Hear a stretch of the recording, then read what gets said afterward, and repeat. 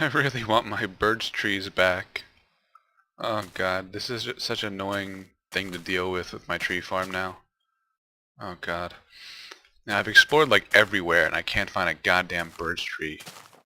I think maybe they were taken out of 1.8 because the snow biomes aren't in or something. I don't know. No idea, but I gotta find those goddamn trees. Or maybe I'll use the fir trees instead. But hey, welcome to episode 2. What are we gonna do today? Well, got a couple things on the agenda. First, I want to look at the new mob trap that I created. It's very nice, very nice. Very efficient, uses no signs whatsoever. Very happy. You can see the work I've done on it up there, and we'll take a look at it in a little bit. What else are we going to do today? I want to look at the new bedrock layers. Apparently people are saying that it looks really different now. I'm going to do that. We might look at some like basic traps that you can build your first day, so to speak, in Minecraft. That'd be kind of cool. You might notice the door seems to be missing. Well, or is it? No, it's not. It's a hidden painting door. Old trick, but still kind of fun. And you can you put the painting directly on top of signs. Nothing special. I think mobs can pass through here, so I kept the door just in case. All right, so what have I done down here? As you can see, I got a melon farm running. Quite cool. I'm still not sure 100% on all the details of melon farming, because you can see like some of these are not spawning melons, I guess. They're like double connected. But oh well, I'll figure it out eventually. Yeah. So you get these melons, and you can use them just as food, or you could put them in your crafting box and make seeds out of them if you run out of seeds. So that's cool. And you gotta re-hoe the land afterwards, but I don't have a hoe on me, so whatever. Yeah, so I think they still need to be next to water. I think Jeb said he fixed that you can put them like anywhere, but I'm not sure. So I wanted to keep them next to water anyway, because they'll grow faster if it's hydrated, most likely. Oh, and you can put sugarcane on sand now, if you didn't know that. Not really all that useful, but whatever. Okay, so what else do I have?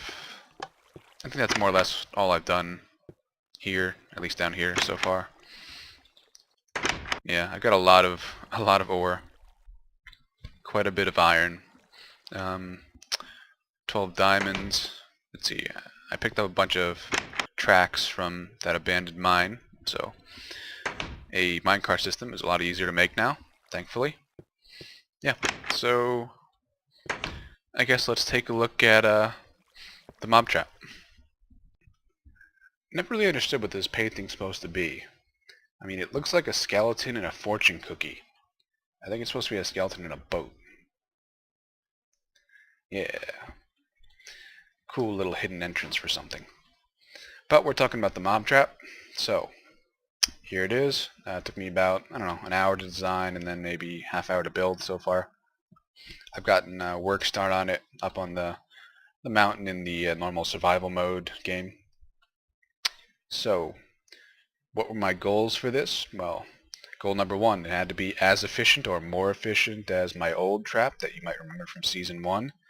What are the differences between that one and this one? Well, the first biggest difference is the canals. The canals are now 2 wide instead of 1 wide. That allows me to incorporate spiders into the system now, which I didn't have the option of doing last time. And you remember I used slabs like this on the spawning pads, which would prevent the spiders from spawning. But now I have a better option to turn them on and off whenever I feel like, which is very cool. Goal number 2 was to, goal number 2 was not to use any signs whatsoever. That means I have to get the water currents just right so they don't spill over.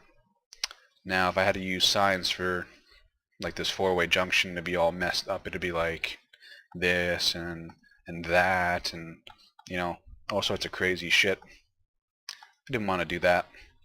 The amount of the more signs you have, the more complex the whole thing becomes and the more resource intensive, so I decided to go with just a natural approach, I guess, if you want to call it that. So, how does this work? Well, each spawning pad is 7 by 7, and the mobs will spawn on these pads, and they're going to fall off into these water canals, and be like derp, derp, derp, derp, derp, herp, derp, derp, and they fall down all the way down into the trap, which is going to be a big lava blade again, I think. I prefer that. Might change a little bit, not sure. But yeah, so that's the basic idea. So how did I get all these water streams correct in order to not use signs? Well, that took a little bit of trial and error, but I'll show you how I did it. Let's get a bucket of water here. Alright. Now we need the water to run a total 8 blocks, so it ends perfectly at the end for each side. And there are only 4 water streams, 4 water blocks that control each of these 3 sides, I guess, if you want to call them that. So we have 1 block here. As you can see, that ends perfectly there, ends there. Does not end perfectly here. So we have a second water block here for this side. There you go. Now we have one here, which makes that end well, and one here for this side. And that is it. That's how it works. Actually pretty simple and elegant. Very, very nice. There's really no downside here. The mobs fall in. They're just going to get pushed to any direction. Doesn't matter which way they go, because they're going to fall down a hole in any direction they move in. So that's cool.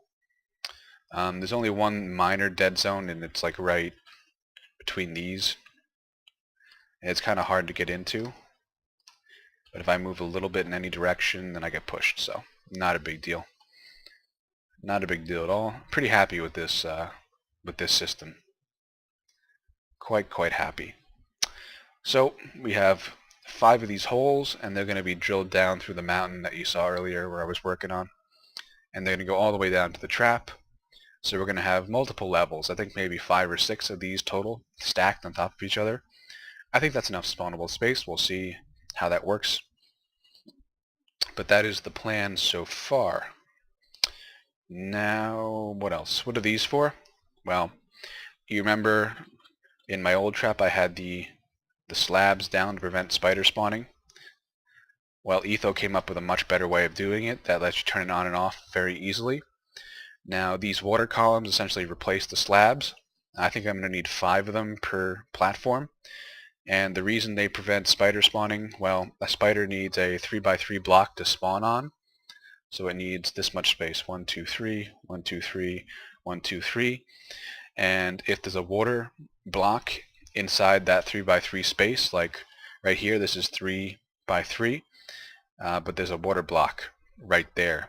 So the spider can't spawn inside of it. The game says, no, you can't spawn there. But the tall mobs can spawn because they only need like a 2x2, I think.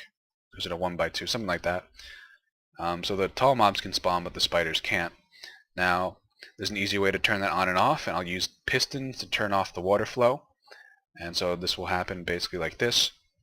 And now they can spawn. Oops. I probably have to figure out what I'm going to do to make sure the tall mobs don't fall down all the way. I'll figure something out. But in other words, now the spiders can spawn because they have a 3x3 area. Even though this is missing a hole, that's okay because it's 3x3 air block above the platform. They need the spawn. It's not quite on the platform. It's hard to understand, but yeah, the spiders can spawn now. But if I have the water there, they can't. That's what I'm trying to say. And I'll have a piston at the very top that controls the entire stream. So right now it flows down here as well. And what's the lava for? Well, Etho also came up with an ingenious way to use this. Not only can you use water, but you can use lava to light the pads up. So you can turn the mob tower on and off, basically. So if you have to do maintenance or excuse me, if you have to do maintenance or you want to get in there to do whatever, or sometimes you might just want to turn the mobs off if you want, you can do it using the lava, and it replaces the water basically, and then nothing will spawn. That's quite cool. So that's the point of those two. So yeah, I think that's about it for the new mob system. I'm pretty pleased with the way it came out. It's fairly simple and elegant. There are no signs. It's fairly easy to build. You can build it very quickly using basically just water and stone. It's really all you need for it. Don't need any signs, any wood. So pretty happy with that. And there won't be any complex wiring for the lighting or we used to use pistons to push these slabs up and down, but now we have the water, so it's much easier.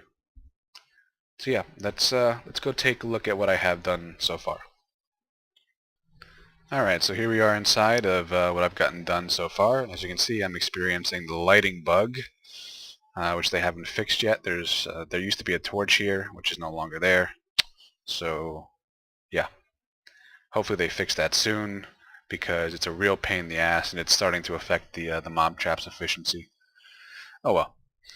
But yeah, I've gotten one level done so far. I've turned it on and tested it. It works pretty well, except I did see a spider spawn, so I think I'm going to need a 5th water column in the middle. So I'll have to play around with that. But it is working fairly well. There's not too much space yet for them to spawn, and I haven't lit up all the caves around this system yet. If you didn't know, there's a hostile mob limit, and once that limit has been reached, no more hostile mobs spawn until one despawns. And the more caves that you light up and the more places that you prevent them from spawning, the more likely they'll spawn in here instead. So basically it makes your trap that much more efficient, and that's what I gotta do. Just haven't had enough time to light up all the caves yet, and I have to dig more levels out. I'm gonna dig them straight below this. I think I'm gonna have 5 total. That sounds about right. So let's go take a look at the bottom there. As you can see, the lighting bug's still there. Really annoying. I gotta place blocks like this to turn off the light. Ugh. So every time I have to come in here, I have to do this and fix all the lighting. Really, really annoying. And sometimes I can't figure out which block I gotta place it on. Really weird. Okay. They better fix this, because this is fucking with the mob system. Alright, let's do a little fancy trick here. I don't think I have enough water.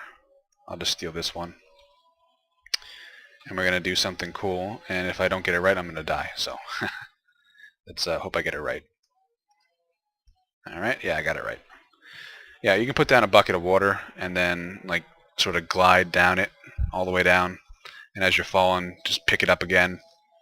So, you'll fall down to the bottom, and the water will eventually disappear. Quite cool. So this water will disappear eventually. Now this is the room I've dug out so far. It has all 5 shafts in it. There's one here. The gravel marks each spot where there's a shaft. And there's one in the middle here. So I have 1, 2, 3, 4, 5. And right now they're just dying from fall damage so far. The trap will be here. And I think it's going to be a big lava blade surrounded by glass. That'll be cool. This is taking an awfully long time to go away. Yeah, look at that. Damn. If you didn't know, water takes 5 ticks to disappear per level. Also 5 ticks to run each block. So it's an efficient way to time things. Sometimes with redstone circuits, can use that. Anyway, so yeah. I think I'm going to have the lava blade around here and make this whole place out of glass, and it'll be pretty high. And it'll be part of the main hall for the Great Underground City that I'm going to make. It's going to look really awesome. But right now it's just a cave next to my house. So that's what I've gotten done so far. Haven't had all that much time to work on it. So I think today I'll probably dig another level for that trap. But right now I want to go check out the bedrock level and see this new void thing that people are talking about for myself. See if that's cooler or whatnot. And I think I also want to make a nether portal so I can go get netherrack and glowstone and just take a look and see if it's any different. So that's what we're going to do. Wow, this is actually really creepy. So I dug out a room near bedrock. Look how dark everything is. And see this torch here? Well, if I go a little bit further this way. Whoa. That is really creepy. And I have all these floating particles from the bedrock. It's creeping me out, man. Yeah. That's kind of cool. I like that. I did find lava underneath the bedrock, though. Which has not disappeared. There it is. But, yeah. So that's the new bedrock layer. Those are the changes that have been made. Whoa. Even if you fill the room with torches, like, it's still dark. You can't really make a room at bedrock anymore. It looks anyway decent. Whoa. I think it starts like 10 levels above bedrock or so. So yeah, that's the new void. Pretty cool, I think. So yeah, I just want to take a look at that.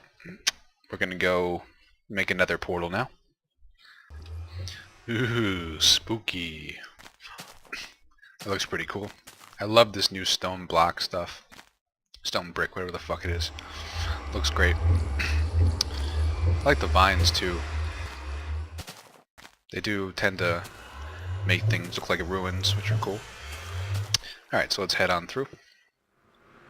See what we see.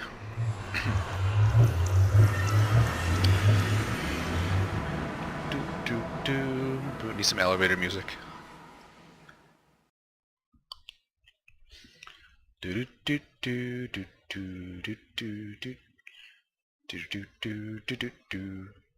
Why are you taking so long? What the fuck?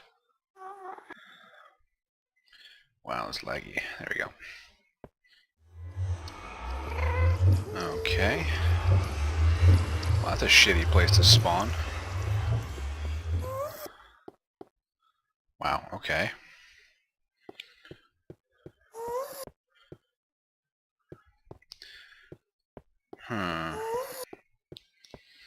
Okay, I can get down, I think.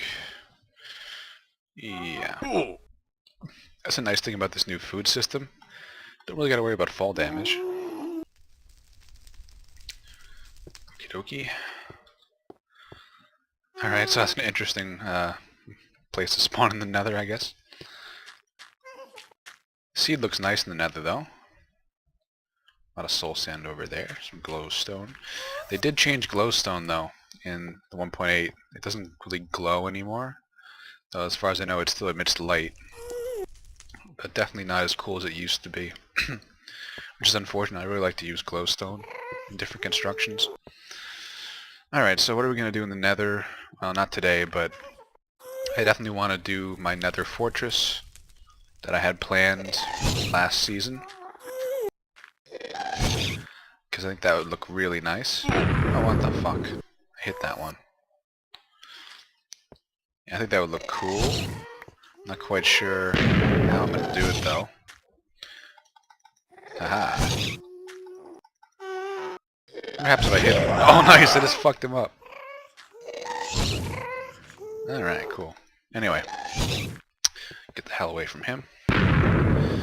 So, yeah, I want to make the nether fortress. And, I don't know where I'm going to put it. Maybe down here.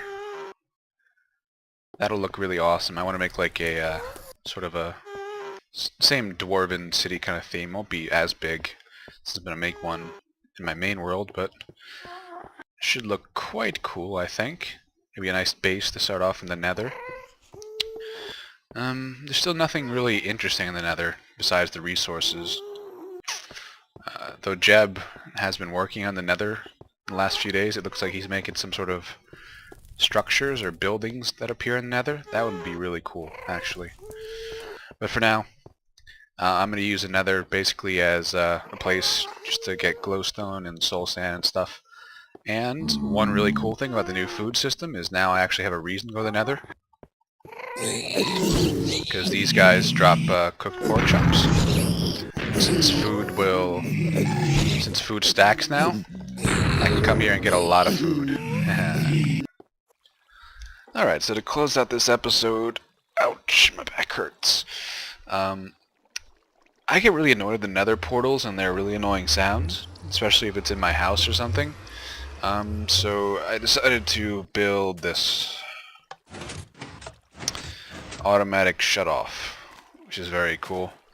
Yeah, this is not new. This has been around for a while. I saw someone do it on Reddit, so I just, yeah, made my own. Right now it just turns off the portal. There's actually a way to restart it by using fire and pistons, but I don't really feel like doing that. I just like having the shut-off capability, then I can restart it manually if necessary. And since I didn't have a sticky piston, this was really annoying because I needed a pulse limiter to make sure the water didn't flow everywhere and make it, you know, like if you don't have a pulse limiter, the water will flow, you know, down here and knock all the torches out and stuff. So this way it only flows that far and turns off the portal. Usually if you have sticky pistons, all you need is this piston pushing this block, and then you would send the wire around into an inverter which powers the piston. Since I didn't have that, I needed two pistons. I needed a whole setup of delays here to push the block back, so it was a real pain in the ass, but it's a very simple thing to do.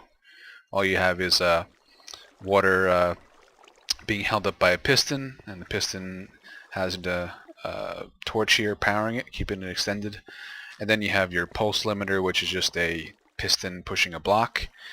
The button press goes through here, over here, and then it would go into this thing, and then you have like a 2-tick, actually this is a 4-tick delay on this piston, so it lets the power through for only 4 ticks and then cuts it off, so that makes it so the water only travels a little bit.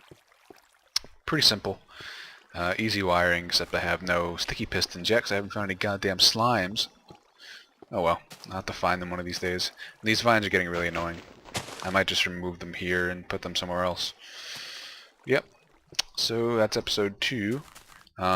Next episode, I have no fucking idea what I'm gonna do next episode, actually. You know, you tell me what to do. Comment. Tell me, do something interesting. Because, yeah, I don't want to think about it right now. Too tired. Yeah, so let me know what I should do next episode. Besides that, I'll probably work on the mob system and some other stuff. So I'll see you guys next time.